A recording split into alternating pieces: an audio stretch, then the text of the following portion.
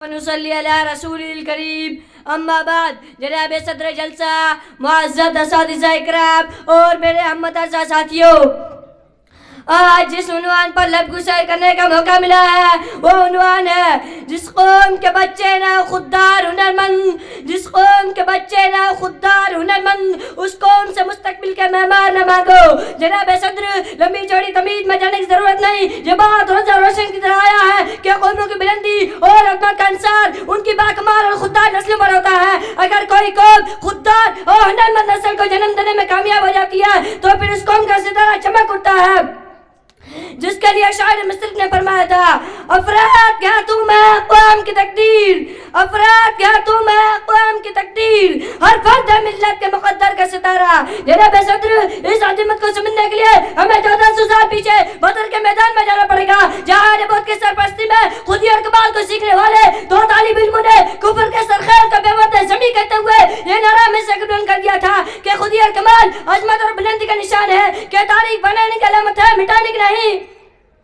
اس کو علامہ اقبال نے فرمایا تھا، خودی کو کر بلند اتنا کیا تقدیر سے پہلے، خودی کو کر بلند اتنا کیا تقدیر سے پہلے، خدا بندے سے خود پوچھے بتا تیری رضا کیا ہے۔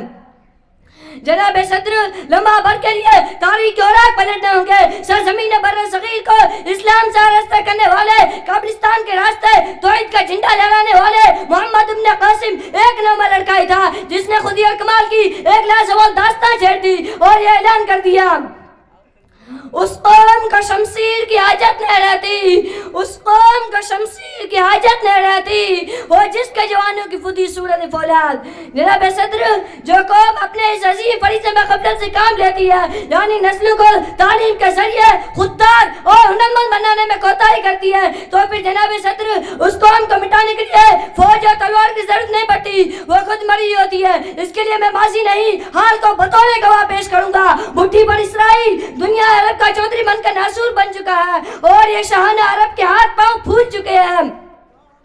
افسوس، صد افسوس، صلاح الدین ایوبی کی جانب سے یہ ذلت اور پستی میں آپ سے پوچھتا ہوں، ایسا کیوں ہوا؟ کیوں ہوا ایسا؟ ہاں میں بتاتا ہوں ایسا کیوں ہوا۔ انہوں نے انسانی وسائل پر کام کرتے ہوئے اپنی نسلوں کو ماجات تیار کیا، ہم نے انسانی وسائل پر غفلت کرتے ہوئے اپنی نسلوں کو ضائع کیا، اپنا سرمایہ اپنی نئی نسلوں کی تعلیم پر نہیں عیاشی پر خرچ کیا اور ان کا خمیازہ آج بھگت رہے ہیں۔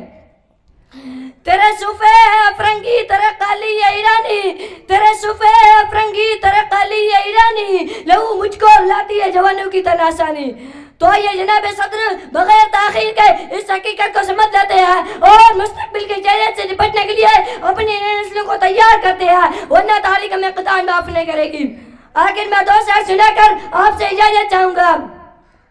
سن کر میری نوا کو فقط واہ واہ نہ کر، سن کر میری نوا کو فقط واہ واہ نہ کر، کچھ شوق نہیں اب نہیں درد کا سر۔